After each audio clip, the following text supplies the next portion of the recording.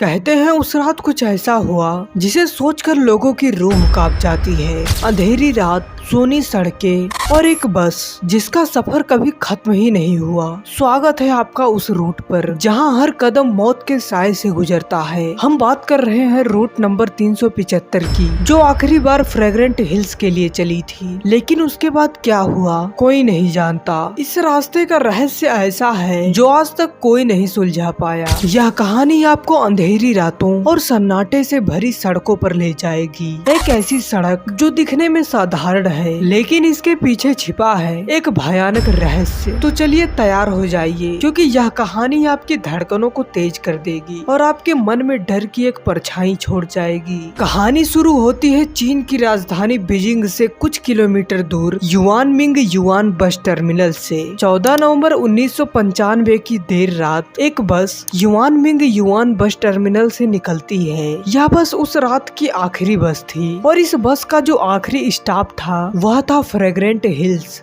तो यह आखिरी बस अपने तय वक्त पर बस टर्मिनल से निकलती है। तब ड्राइवर समेत उस बस में सवार किसी भी व्यक्ति को इस बात की भनक तक नहीं थी कि यह सफर उनकी जिंदगी का सबसे डरावना सफर होगा। उस वक्त उस बस में कुल 6 लोग थे।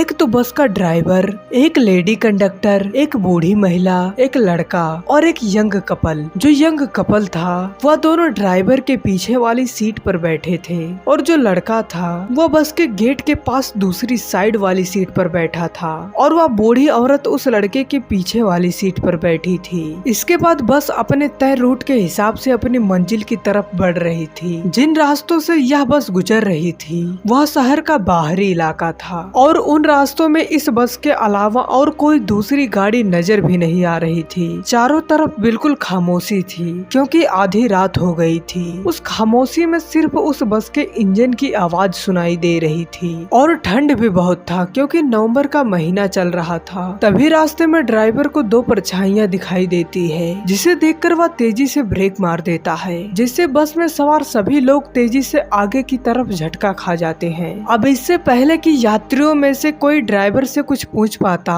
अचानक से बस का दरवाजा खुलता है और 3 अजीब से लोग बस पर चढ़ जाते हैं। उन तीनों लोगों में से 2 लोग अपने साथ वाले तीसरे व्यक्ति को बस के अंदर चढ़ने के लिए सहारा दे रहे थे और यह जो तीसरा व्यक्ति था वो अपनी गर्दन एकदम ही झुकाए हुआ था और उसके बाल बिखरे पड़े थे, जिसकी वजह से उसका चेहरा देख पाना मुश्किल था। और बाकी के 2 लोग जिन्होंने उसे सहारा दे रखा था उनका चेहरा बड़े ही खतरनाक तरीके का पीला था, जिसे देखकर मेरे और आपके जैसे कोई भी आम व्यक्ति बुरी तरीके से डर जाता। और असल में हुआ भी कुछ ऐसा ही। दरअसल बस में जो लोग पहले से बैठे हुए थे वो इन तीनों अजीबों लोगों को देखकर डर गए थे।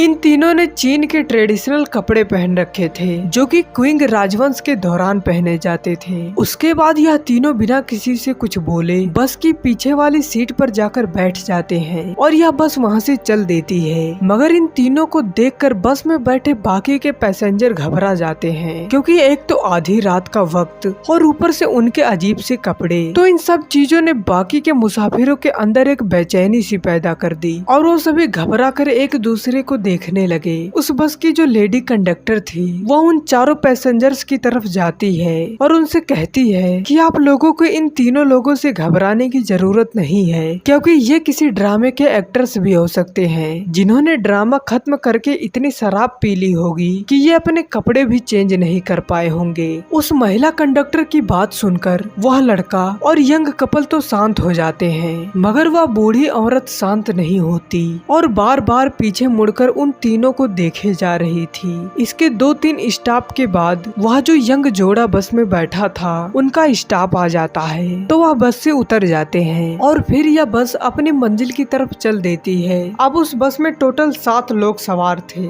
एक बूढ़ी महिला, एक लड़का, एक बस ड्राइवर, एक लेडी कंडक्टर और वह 3 पैसेंजर जो सबसे लास्ट में चढ़े थे। मगर बस के थोड़े और आगे जाते ही अंदर का शांत माहौल अचानक से गड़बड़ होने होने लग जाता है। अचानक से वह जो बूढ़ी औरत थी वह अपनी सीट से उठ खड़ी होती है और अपने आगे वाली सीट पर बैठे लड़के पर चिल्लाने लगती है और कहती है कि उसने उसका पर्स चुरा लिया। इस बात पर उस लड़के को भी गुस्सा आ जाता है और वह भी उस बूढ़ी औरत से बहस करने लगता है। यह शोर शराबा सुनकर बस की जो लेडी कंडक्टर थी वो भी वहाँ पहुँच जाती है और पूछने लगती है कि आखिर क्या हुआ था। तो वह बूढ़ी महिला कहती है कि इस लड़के ने मेरा पर्स चुरा लिया है, मगर वह लड़का कहता है कि उसने कोई चोरी नहीं की। धीरे धीरे झगड़ा इतना बढ़ जाता है कि वह बूढ़ी महिला उस लड़के का कॉलर पकड़ लेती है और कहती है कि अगले स्टॉप पर बस रोको, मुझे उतरना है और इस लड़के को पुलिस के हवाले करना है। वह लेडी कंडक्टर उस बूढ़ी औरत को शांत करने की बहुत कोशिश करती है, मगर वह किसी की नहीं सुनती और अपनी बात पर अड़ी रहती है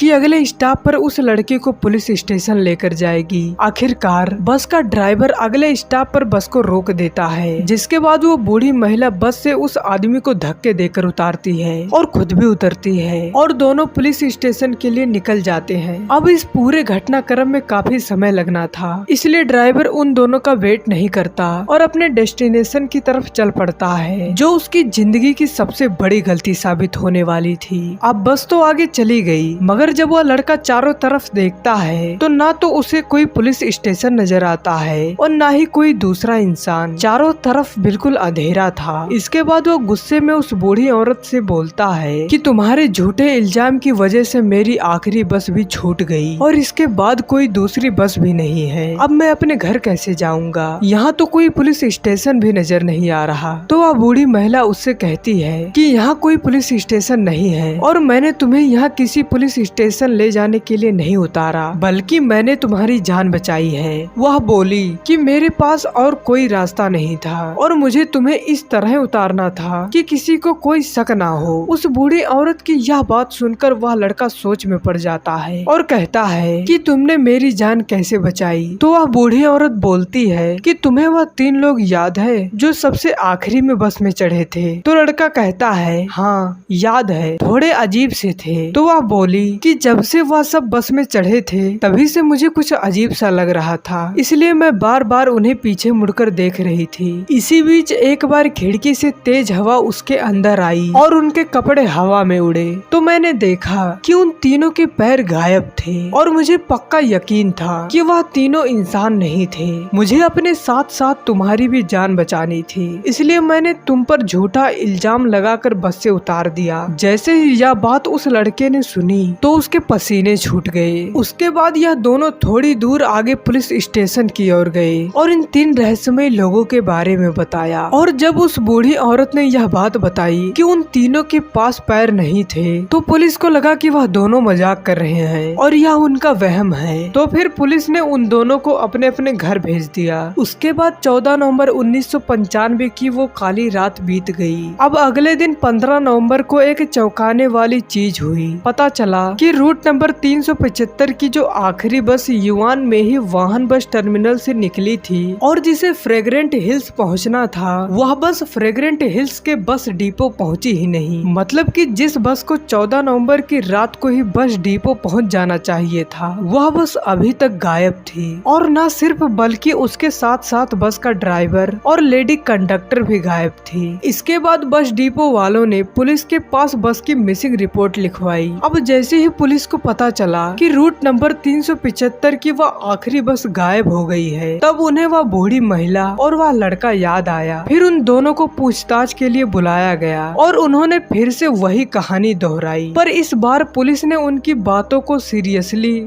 और बहुत ध्यान से सुना। मगर कहीं से यह बात मीडिया में लीक हो गई और देखते ही देखते रूट नंबर 375 की बस गायब होने और उससे जुड़ी यह कहानी लोगों में आग की तरह फैल गई। लोग इसको लेकर तरह तरह की बातें बनाने लगे। इधर पुलिस भी उसकी तलाश में जुटी थी, मगर उन्हें कोई कामयाबी हाथ नहीं लग रही थी। फिर 2 दिन बाद अचानक से वो मिसिंग बस मिल जाती है, जो कि फ्रेग्रेंट हिल्स से करीब 100 किलोमीटर दूर म्यूम डैम में डूब गई थी। बस को जब पानी से बाहर निकाला जाता है तब पुलिस को उसमें 3 लोगों की लाशें मिलती हैं, जो कि बुरी तरीके से सड़ने लगी थी। बाद में यह पता चलता है कि उन लाशों में से एक लाश बस कंडक्टर और एक लाश ड्राइवर की है, जबकि जो तीसरी लाश है उसकी मिस्ट्री आज भी भी एक रहस्य बनी हुई है, क्योंकि उसे आइडेंटिफाई नहीं किया जा सका, क्योंकि जिस तरीके से वे तीनों लाशें डिकम्पोज हुई थी वो भी किसी मिस्ट्री से कम नहीं थी। और जब इन बॉडीज की ऑटोप्सी हुई तब पता चला कि इनके साथ कोई भी बाहरी छेड़छाड़ नहीं हुई है, जो अपने आप में किसी आश्चर्य से कम नहीं है। दरअसल देखो, गर्मियों में भी बॉडीज को डिकम्पोज होने में लगभग 3 से 4 दिन का समय लगता है, और फिर जब यह घटना घटी तब सर्दियों का समय था, और ऐसे में महज 2 दिन के अंदर उन बॉडीज का इतनी बुरी तरीके से डिकम्पोज हो जाना लोगों के मन में कई सवाल खड़े कर रहा था। दूसरा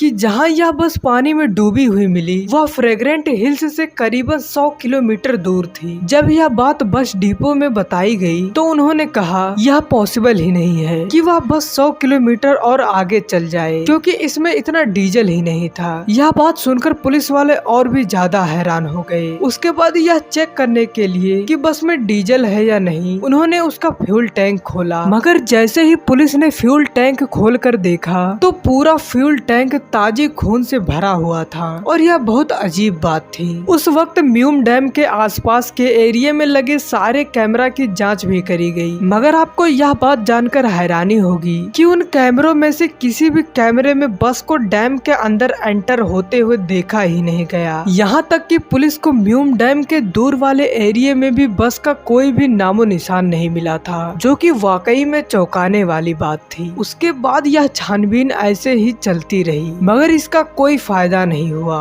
आज 2024 में इस घटना को हुए करीब 29 साल बीत चुके हैं, मगर आज भी इन कुछ सवालों के जवाब किसी को नहीं मिले। जैसे कि वह जो 3 रहस्यमय लोग जो बस में सवार हुए थे वह कौन थे, और बिना डीजल के वह बस आगे 100 किलोमीटर दूर कैसे चली गई। क्या वह बस डीजल के बजाय खून से चली, और आखिर इतनी ठंड होने के बावजूद भी सिर्फ 2 दिन के अंदर ही बस में मिली लाश इतनी सड़ कैसे गई, और आखिर कैसे उस बूढ़ी महिला और लड़के के उतरने के बाद वह बस आगे किसी भी सीसीटीवी कैमरे में कैद क्यों नहीं हुई। कुछ लोग इसे अफवाह भी मानते हैं, लेकिन इंटरनेट पर आज भी इस स्टोरी को लेकर चर्चा होती रहती है, और हमें इसके कई अलग अलग वर्जन्स भी देखने को मिलते हैं। कुछ की स्टोरी तो सेम है, तो कुछ वर्जन्स में ये बताया गया है कि पुलिस को जो ड्राइवर और कंडक्टर की बॉडी मिली थी उनके गर्दन बुरी तरीके से ट्विस्टेड थे, बिल्कुल ऐसे जैसे उन्हें किसी ने जानबूझकर मारा हो। इतना ही नहीं, स्टोरी के 1-2 वर्जन में तो उस तीसरी अज्ञात लाश को गायब भी कर दिया गया है। मतलब कि ड्राइवर और कंडक्टर के अलावा ऐसे किसी तीसरे व्यक्ति की बॉडी बस में मिली ही नहीं थी। दूसरी तरफ चीन के बहुत सारे लोग इस घटना को सच मानते हैं और आज भी उस रास्ते पर सफर करने से डरते हैं, खासकर रात के समय। रूट नंबर 375 की यह कहानी अब एक चेतावनी बन चुकी थी, और इस घटना के बाद लोगों ने रूट नंबर 375 को भुतहा ही घोषित कर दिया था, और आज इतने साल बाद भी यह कहानी चीन में सुनी और सुनाई जाती है। तो दोस्तों, आपको यह कहानी कैसी लगी आप हमें कमेंट सेक्शन में जरूर बताना, और इस वीडियो को लाइक करके चैनल को सब्सक्राइब जरूर कर लेना, ताकि हम आपके लिए ऐसे ही दमदार कहानी लाते रहें। तो चलिए मिलते हैं अगली वीडियो में। धन्यवाद।